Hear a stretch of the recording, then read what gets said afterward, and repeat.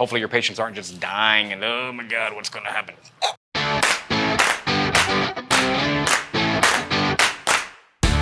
Hey everyone, this is Q Manning, General Manager of Roxall Studios, here with another episode of Q and Answers. This time around, we're going to define what is design thinking. A crazy concept that everybody wants to know about, right? Design thinking is basically the way to get an unknown answer to an unknown problem.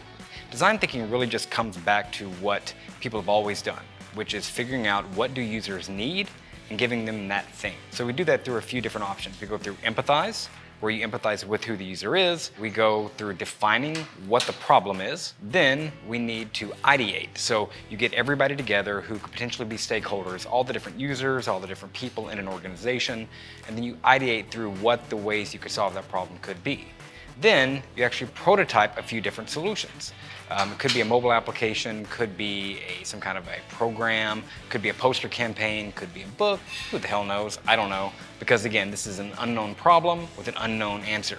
You're going to come back and actually test everything you've done to make sure that it's working with the target audience. A lot of times in companies, what ends up happening is a product team is created, and that product team's job is to build that product. All those people see things a certain way, and they can't look outside their box very easily. One of the big benefits of all this is innovation, because now you're thinking of things in a different way, you're looking at problems in a different way, and you're hoping that things are working out in a better way.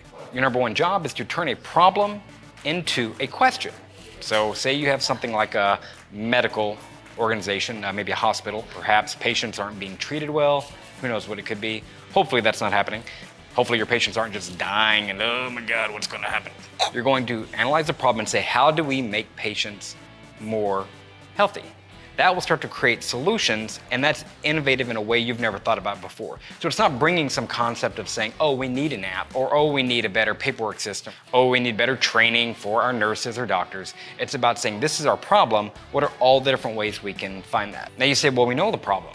We just said the problem was patients aren't healthy enough. You have to find out, well, why aren't the patient's actually healthy? So you may discover it actually has to do with saline bags and the manufacturer that's producing those saline bags, and you need to find a different one that's going to be able to produce that for you better so that you don't have the issues with health and safety. Maybe people are getting staph infections. Again, I don't really know. And that is a really rough definition of design thinking.